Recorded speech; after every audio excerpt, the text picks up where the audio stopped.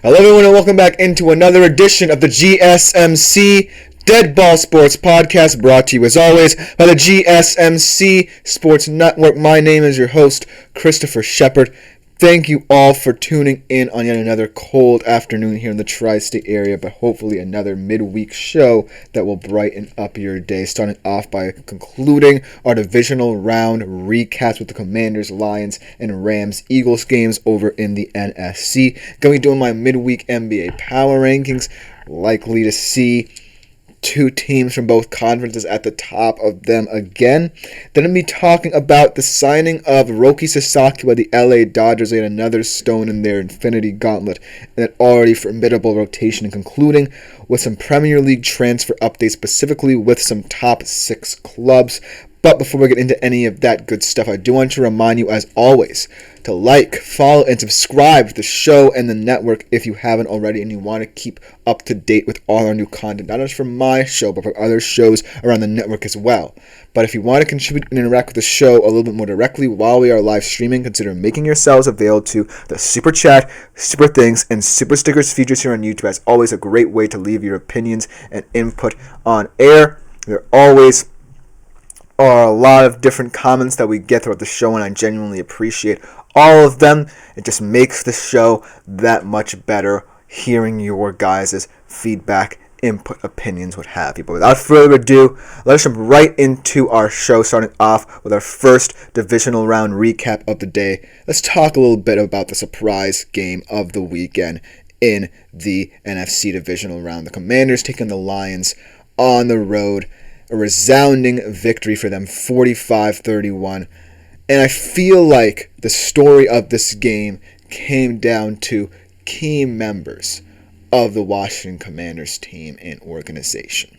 We're going to talk about all of them as much as we can, but also about the things that let the Lions down in this one, outside of, say, the turnovers, and now the subsequent fallout from their elimination in terms of their coordinators finding head coaching jobs, which we'll also address a little bit more tomorrow, considering how Aaron Glenn just got hired. But ultimately, an astonishing game from an astonishing team that's really catching fire at the right time. Without further ado, let's talk about this game.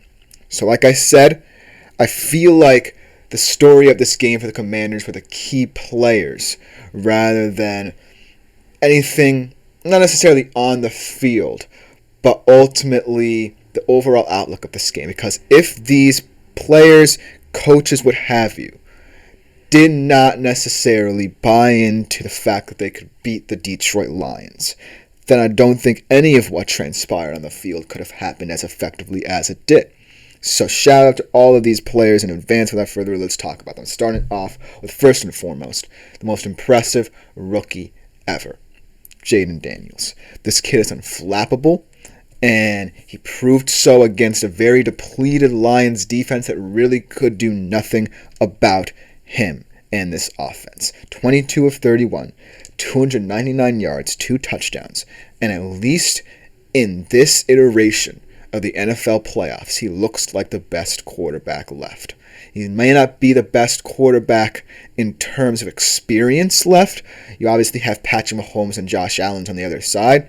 And then Jalen Hurts is still in this bracket, and you have to play him on the road at Lincoln Financial Field no matter how hobbled he'll be. We'll talk about that in the Rams-Eagles segment. But ultimately, this has all been the work and poise of an incredible rookie quarterback who has the chance to become the first rookie to ever start a Super Bowl. And I think he can ultimately win it as well the way he's playing.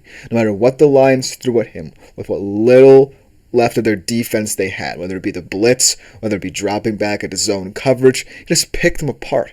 He had the right plays at the right time, which segues into my next pick for a key coach in this organization that believed in this young man and truly rejuvenated this offense, and that is Cliff Kingsbury. This was someone who was not much liked in the league after his tenure with Arizona, because there were moments when he was the Arizona Cardinals head coach where they looked like a fascinating offense and exciting to watch one at that, but then it petered out. down the line. They missed the playoffs, and ultimately the offense didn't look as good down the stretch. Now, as an offensive coordinator with a rookie quarterback, kudos to him for diagnosing the traits that truly stood out in Jaden Daniels and amplifying them.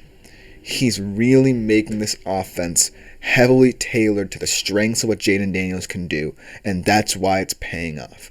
Because I feel like if it were any other offensive setup, offensive game plan, potentially a quarterback like Jaden Daniels would have struggled, because he very much is kind of still this college-style quarterback where his dual threat ability shines, but not necessarily one who can push the tempo, say, or in a pro-style offense really operate in different ways. This is very much a college-style offense. This is no indictment of Jaden Daniels, because he does a lot of things well in the pros that not necessarily come to light in college, and he's done it in the postseason nevertheless. But it is an offense tailored to him, is what I'm trying to say.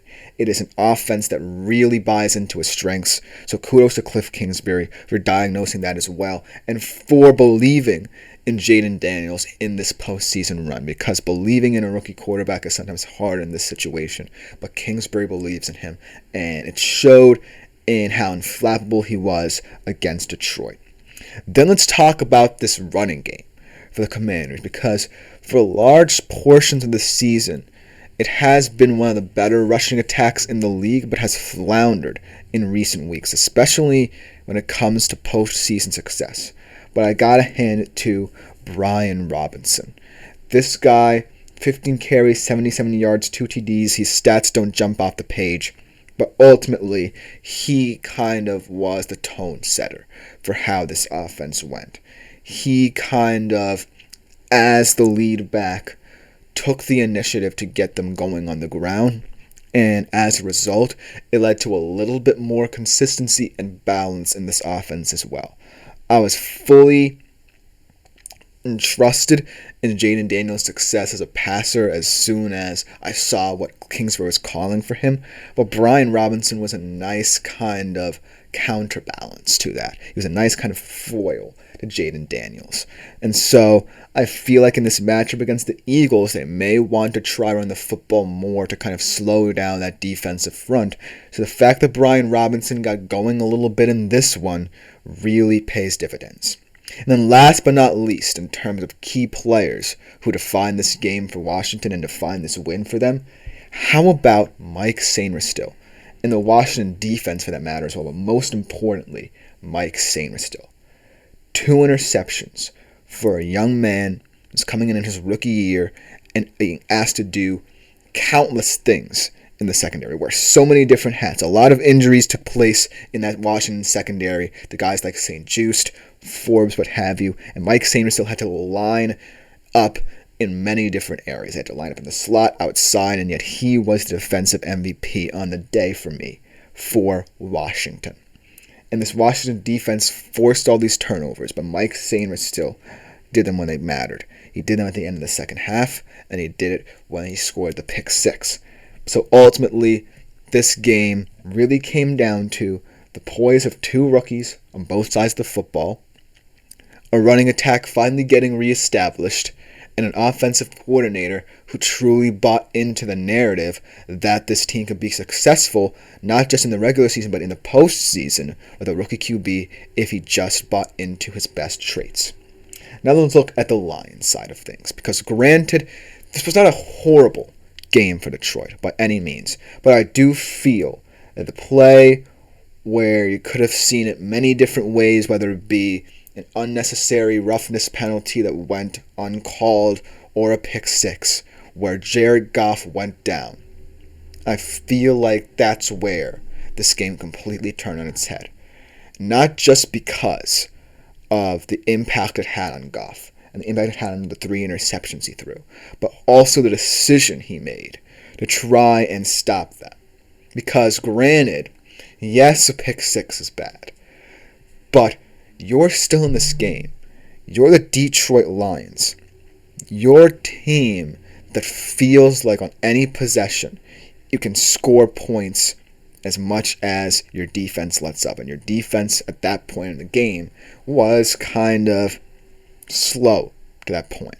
They weren't getting going.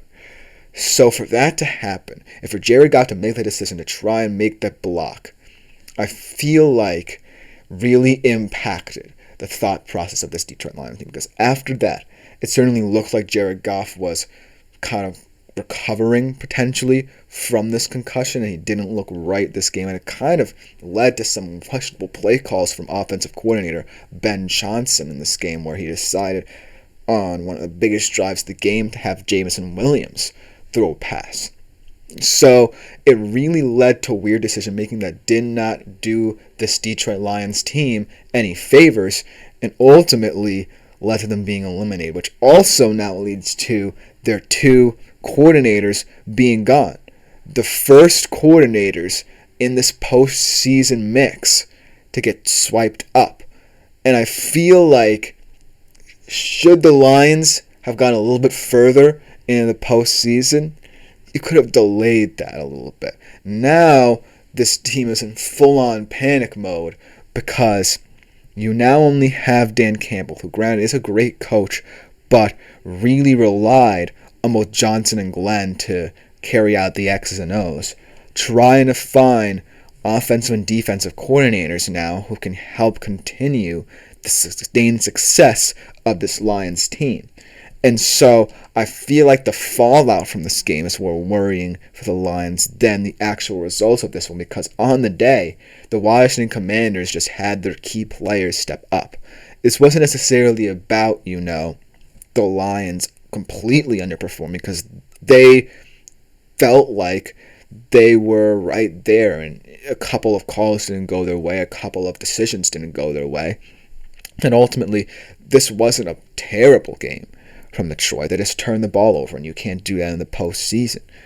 But it ultimately means even more now that their season is done than it did while it was still going on, because now you're sans two of your best coaches in your staff, and now you're going to be struggling to look for more. But granted, congratulations to the Washington Commanders going on to face their division rivals, the Philadelphia Eagles, at Lincoln Financial Field on Saturday.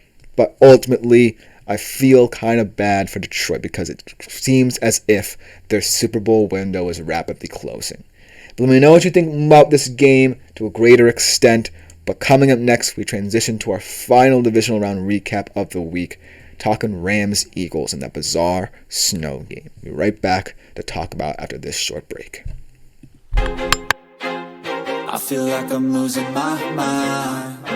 Is everybody in the world blind?